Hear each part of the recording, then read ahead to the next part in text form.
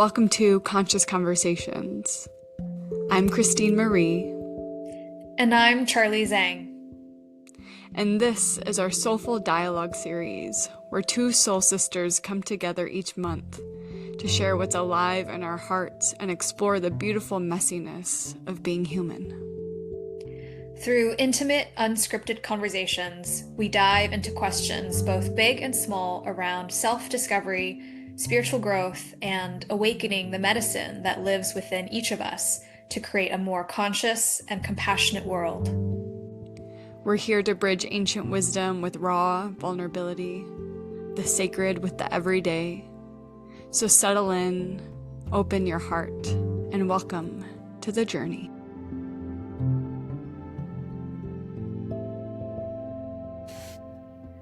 Yay! So welcome back to Conscious Conversations. I'm excited to be here with you, Charley. Thank you for joining me again. Yes, so excited to be here always. Yay.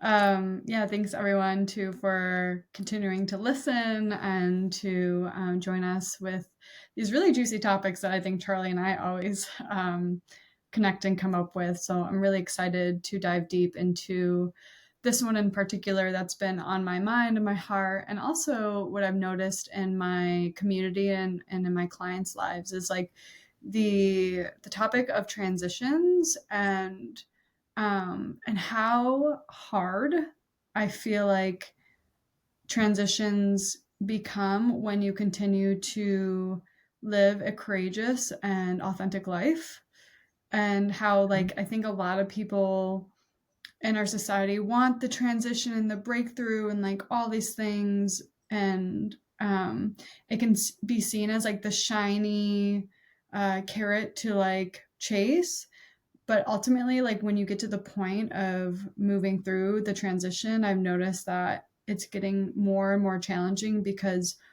it's bringing up all of the things that you're being asked to look at in order to really get to the place that you want to go, which is like through that threshold and on the other side of, whether it be a relational goal, a professional goal, a personal goal, and how like that process of taking the leap and entering the unknown can be so scary, especially in a time when so much is unknown and so much is in the great mystery.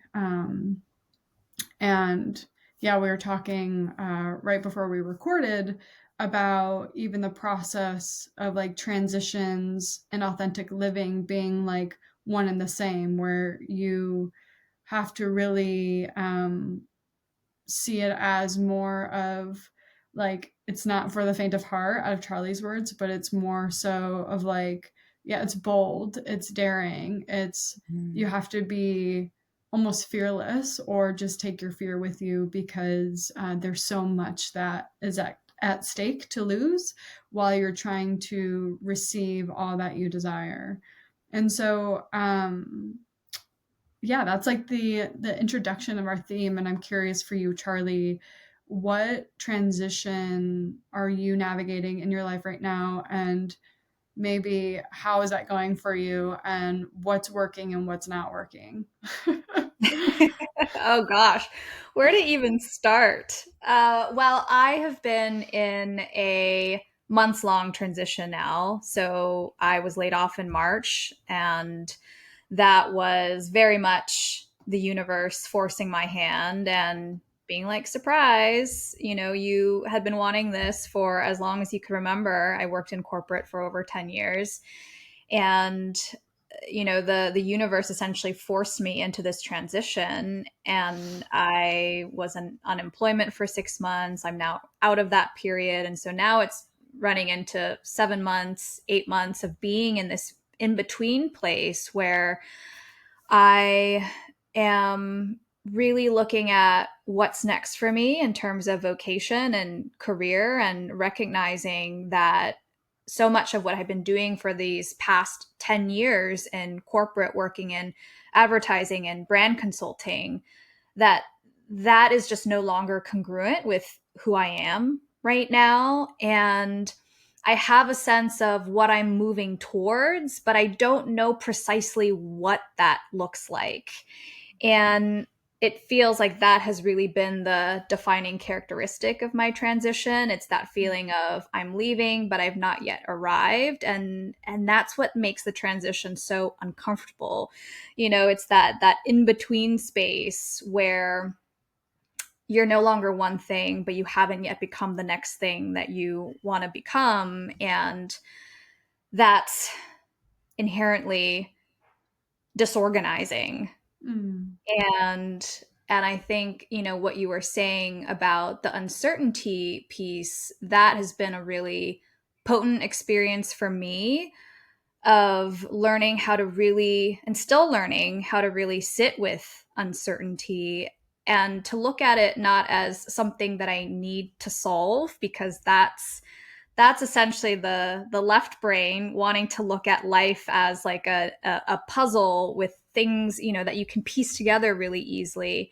But in these past few months, I've really come to look at sitting with uncertainty more as a practice than as something that needs to be fixed and put into a box sort of thing. And that has been that's been an evolving practice. It's certainly made being in the transition feel, yes, uncomfortable and a little discombobulating, but also very alive. Hmm. Like I've just never felt this energized, this wakeful in my life before. And I think that is definitely one of the gifts of being in a transition and being with uncertainty in the transition. I love that. I have the image of like being kept on your toes, Mm, and in a way of how exciting and like anticipatory that can feel, like when things yeah. are, I mean, uncertain, yes, but also like kind of the world is your oyster, like anything can happen. Mhm. Yeah, Yeah, which is really absolutely. fun. Yeah. 100%. Yeah, there really is a real sense of opportunity with the transition and the uncertainty, and that was something that I mm, yeah, did kind of immediately recognize when I got laid off. Of course, there was that immediate contraction and that instant sense of scarcity of, oh my gosh, I just lost this foundation of scarcity, and or not, I'm sorry, not scarcity, this foundation of stability. But that it really also felt like, oh, now I really get to have this chance to Mm. create what's next and this opportunity to define what I want to step into. And so and you were mentioning earlier this conversation that we were having about authentic living, and I feel like that's a big part of that, of moving through transition and having that opportunity to really start to step into authorship of Mm. what's next, right? And that is where those questions of authenticity come in to help frame the experience a little bit or even guide the experience. Yeah, I love that. Can you give an example of where you're being called to step into authorship in this authentic way of living? Yeah. So a big part of it is, as I was saying, really recognizing the incongruence that I've been Mhm. feeling with doing the work that I've been doing for the past 10 years. And I have to make money. Um, and there have been freelance opportunities that have been coming in, and I feel like in that I've been really challenged in a similar way that you've been saying that you've been challenged and being tested by the universe to advocate for what I want to be doing. So, you know, I have opportunities, but I'm really being challenged to kind of say no. Mhm. when they don't fit what I'm looking for, when they don't fit what my values are. I really want to be able to work part time, that kind of thing. And so it's that challenge of drawing my boundaries and working up that courage to say no, even though the scarcity laden part of my brain is like, oh, but here's a financial opportunity, you're going to get money, and all of that. And it's just really making me step back and question, how important is this right now, and do I have room to take a little bit of risk, to kind Mhm. of gamble a little bit more on what I'm able to get away with in terms of actually pulling together the pieces of life that I want to pull together. Does that resonate for you as well? Sure, yeah. I mean, what you're navigating right now is definitely a different, you say, disguise as far as your ability or opportunity to um, sit with and be honest about your values and saying no. But what it's looking like for me is I've recently discovered a lot of ways in which some of my behavior towards certain people has been more of a fawning effect of really just kind of disengaging from like the truth of what I feel or what I want or what I wish to express, and just Mm-hmm. like essentially pleasing the other person so that there's not conflict, or I don't have to manage their disappointment, and all these ways in which that essentially I abandoned myself in order to quote unquote keep the peace. And that's become so apparent to me these last 6 months that I have behaviors of doing that. Not all the time, but Yeah. and more times than I would like.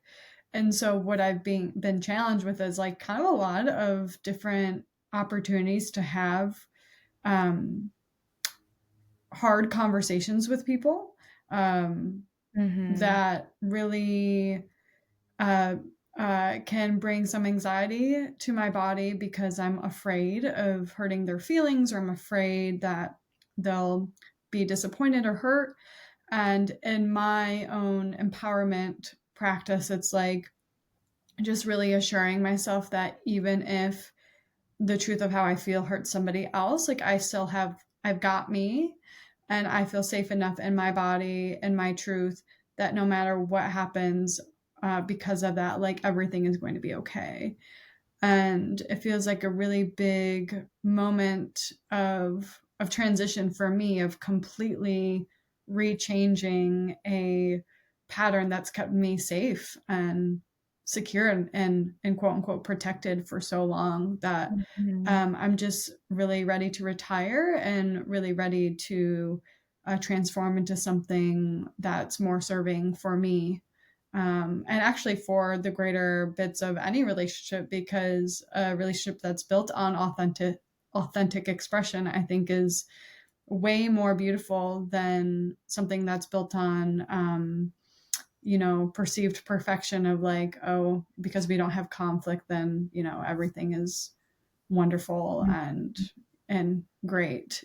So yeah, it's definitely a transition of a pattern for me, which is definitely Mm-hmm. changing a lot of my external reality as well. Mm-hmm. Mm-hmm. And how has that shift been for you? Like, what has been the experience? You know what I mean? Yeah, I mean, it's felt really exciting to witness myself say something different, be something different, show up differently. And I'll say it's helped me develop a lot more trust with myself, and connecting to my values of like, this is how I want this is what I want all my interactions to be. And so if this is how I want all my interactions to be, well, then I have to be the one to like show up and also do it. I can't Mm-hmm. just like say I want this thing and not like take action or change something that is ultimately not serving me. And so Mm-hmm. it's been really growth edgy. It's been really scary, but it's also been like so fucking liberating. Like Yeah. yeah, I'm really proud of myself actually, and excited, excited, excited, and excited, both Yeah. and for more opportunities to develop trust with myself in this way. Yeah. Yeah, that's really beautiful. It sounds like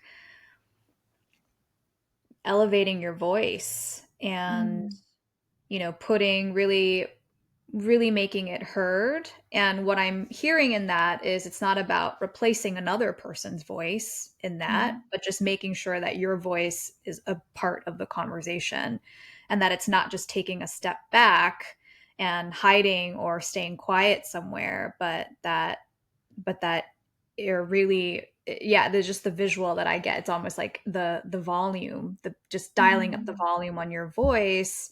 And again, not to replace another's, but really starting to listen to yourself in that sense. Totally, yeah, I really love that. I have, like, a visual of like, the voice pitch or whatever being elevated. That's really Yeah. sweet, and thank you for seeing that, and, um, yeah, I think something to also just share in a very vulnerable way, especially as women. Like, I think there's a lot around, well, I'll speak for myself and see if you have the same way, but a lot around like even feeling worthy that like my opinion or um my truth matters. Like it's Mhm. like I think I have a history of putting another, it's like if someone's truth is opposite than my truth, then their truth must be the truth versus Right. actually their truth and my truth can coexist and they could actually disagree, you Mhm. know. Have you ever Yeah. felt that way before or yeah, do you Yeah, have any signature with that? absolutely. Yeah. And I wonder what the best way to articulate this would be, but the phrase that's coming to mind for me is that feeling of is that phrase of, yeah, there's no, hmm. I think it's easy to want to have one truth and to have that one truth be the monopoly on all truth.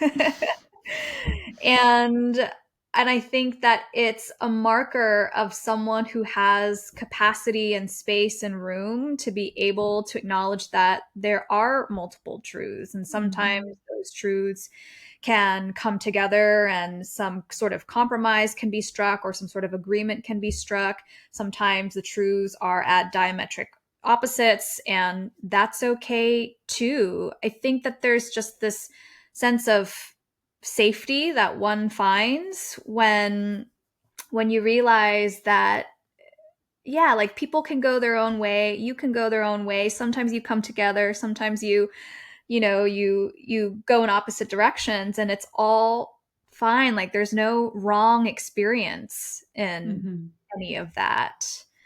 And I encounter that a lot in work situations, in relationship situations. And yeah, it's really amazing what clear communication can do and clear acknowledgement of where the other person is coming from, and then also, yeah, stating your point of view and sharing that. Like that's also just part of the work of intimacy Mm.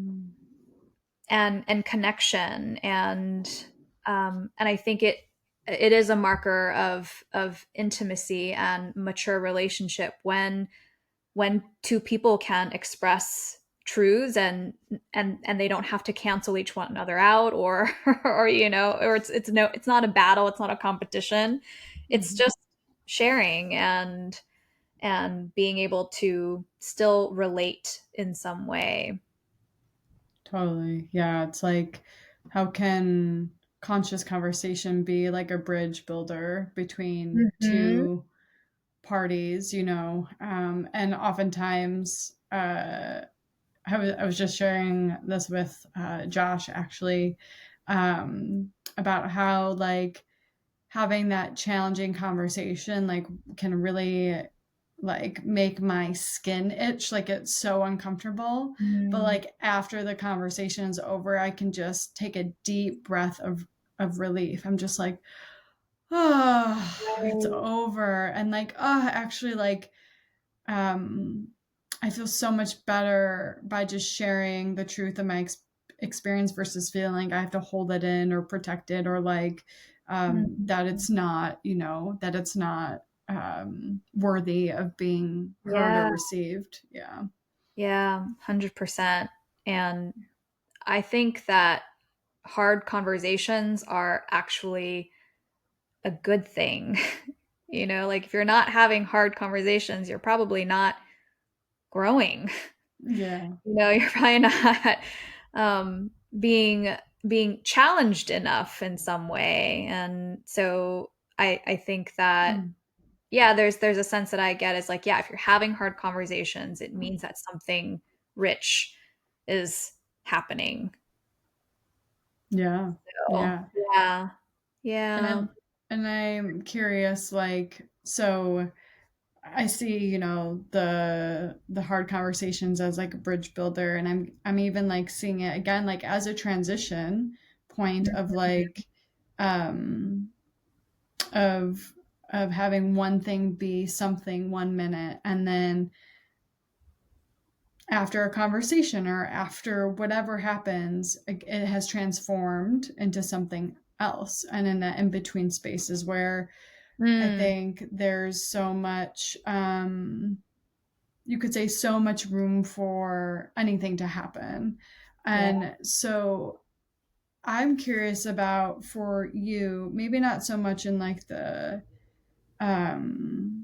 relational piece, but in your professional life of turning, like going through that liminal space of being one thing and kind of like having taken a leap into being something that you have no idea what's going to be on the other side. Like, do you find actually that you might always be in that state of transition? Because, and I ask this because I've asked Yeah. this for myself of like, well, if I'm always growing, if I'm always Mhm. doing some kind of inner work, formality, then I don't think I'll ever be like fully at my end, Yeah. Totally. right? 100%. I connect with that so much. It's funny. I've been using the word messy middle to describe the career transition that I've been in. Like I'm just in the messy middle, deeper in the messy middle of figuring what's next, and I get clues every day about what's next, and I get pings and signals, and that's all great. But then when I think about being in the messy middle, there's another question that comes in of like, when am I not ever in the messy middle? Mm-hmm. When am I not ever in the messy now?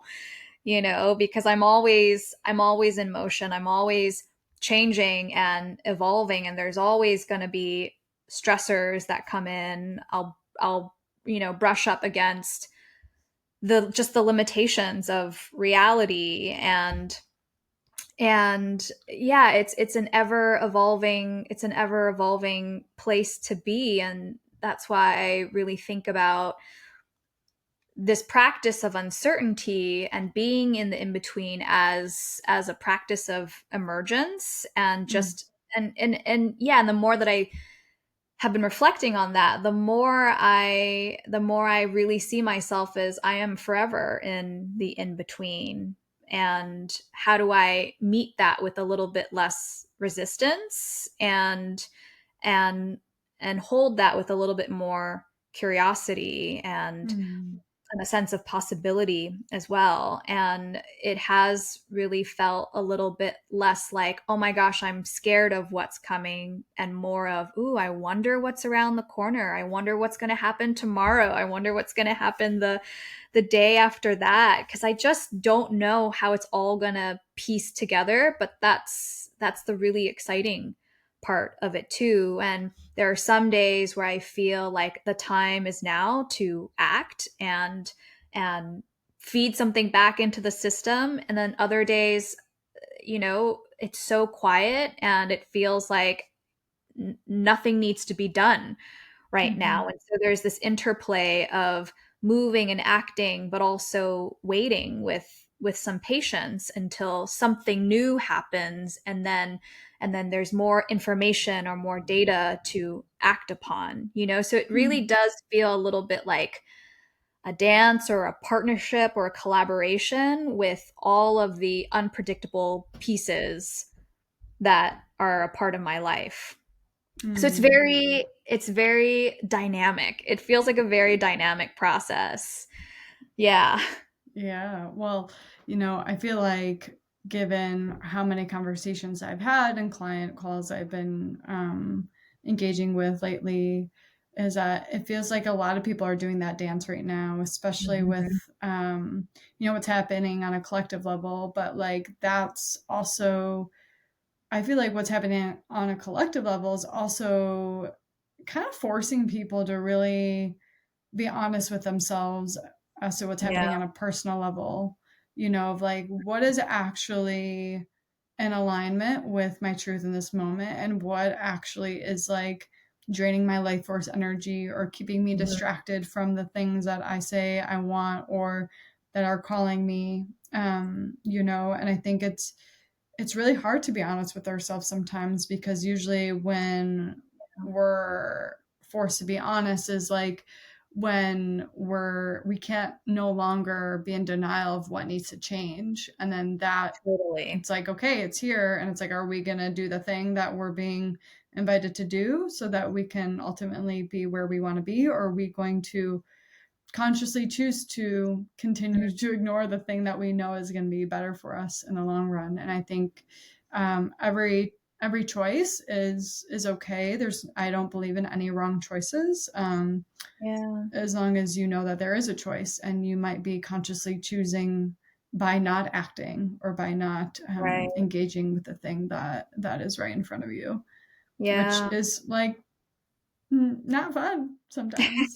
No, no. But it's so true that being honest with oneself is scary because Mhm. when you really start to see what's here, it's like you have to confront what you're responsible for, Right. and taking responsibility is the very scary part, I think, for a lot of people, you know? Totally, because I think the default is to blame everybody else for our problems or to blame our trauma history for our problems.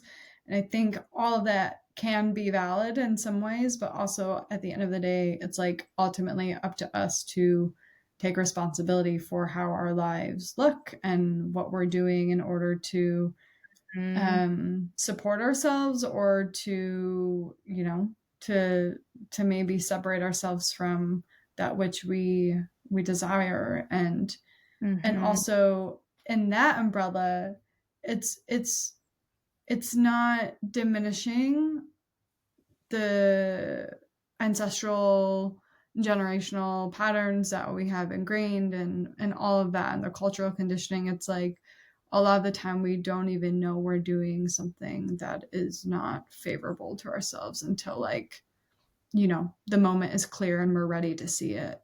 Mhm. Yeah, totally. And that's when things become really real.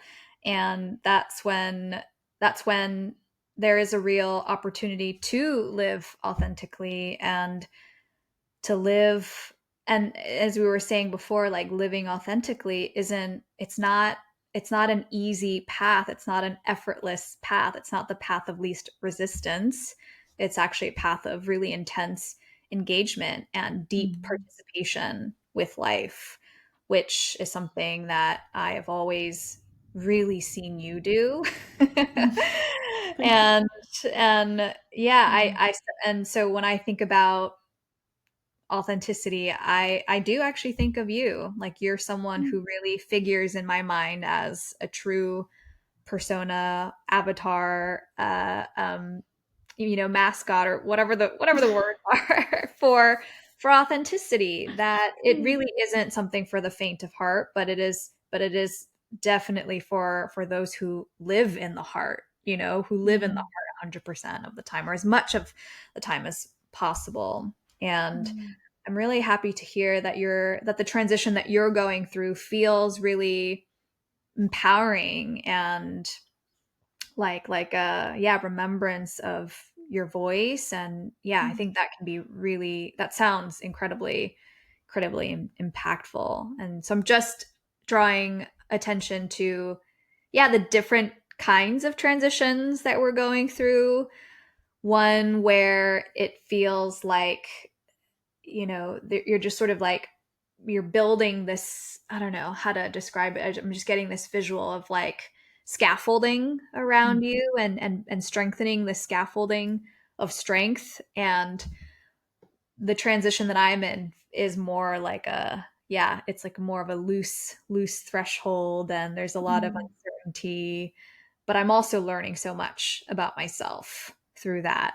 And definitely feeling empowered in my own way too, of really learning how to be with uncertainty, and to be okay with not knowing as well, Mhm.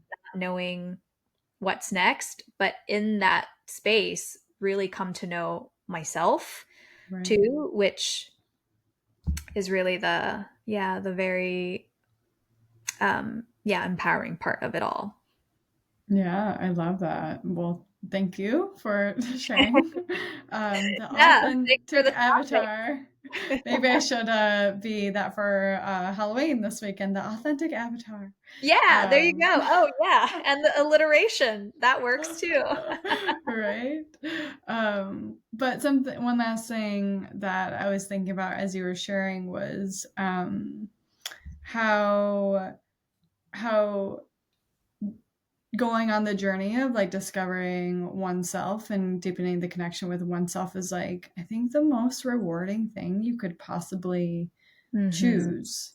Mhm. Um, because I feel like a lot of us go around never really knowing who we are, and always in question about what we enjoy or what lights our fire, or even not even questioning but like maybe diminishing or doubting, or like not being fully honest with ourselves. Mhm. And so I think it's really beautiful that you're choosing this path of self-discovery in a way that is really unconventional, and also like is an example for other people, because there are a lot of people going through job transitions right now. And so I think your message is really important of like maybe how you can see it from a different perspective or a different lens, even amidst the uncertainty, especially around, financial security, which is a big thing, Mhm. um, or Mhm. can be. So, Yeah, totally. It's like when the ground all around us is so loose and uncertain, it makes sense that you would want to be able to, I don't know, what's the phrase I'm looking for? It's like if there's nothing else that I can truly stand on, at least I want to be able to stand in myself, like that's the real ground. That's the real mhm, grounding that I have ultimate control over. And I think a lot of a lot of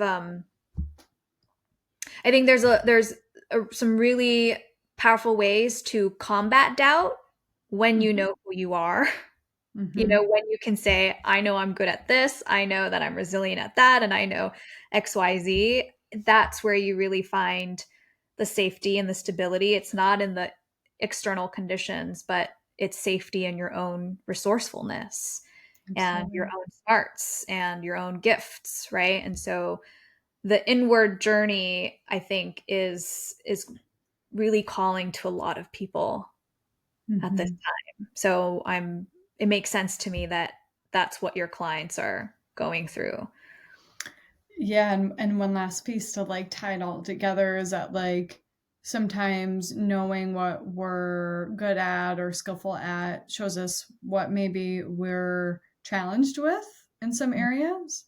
And Mhm. then we get the opportunity to reach out and ask for help, Yeah, to call totally. upon our resources that, maybe we don't know how to quit an addiction that we've been trying to quit for 20 years, or maybe we don't know how to be with our grief in a way that feels safe and honorable. Like maybe Mhm. we don't know how to move into the next phase of our dreams, of our job, of writing the book or whatever. Like sometimes we need to say, I have limitations and I need somebody that could be a guiding force for me. And what about that, you know, can you lean into, especially at a time when I think so many of us are here trying to reach our hands out to help others as we're also helping ourselves. Mhm. So I think that's important to remember and realize for a lot of us out there. Totally, absolutely. Yeah, we can't stand alone. And I Mhm. think also the journey into authenticity or to embrace more authenticity just won't work in isolation. So I really hear that. Yeah, the need for community and communal support. So appreciate you bringing that up. Yeah, thank you. Thank you Yeah, for joining me thank today. you. Always such Yeah, a pleasure. you too, love. Yeah, thank you. And thank you, everybody that's listening and have been just dropping into the space. Charlie and I are enjoying creating and just still crafting and yeah. Also, if there's like ever any topics that anybody would love for Charlie or I to talk about, you can like comment or message me or her on Substack and let us know, because why not take like requests to speak about, you know, like all the Mhm. things that we struggle through. So we love you all, and until next time, have a beautiful day.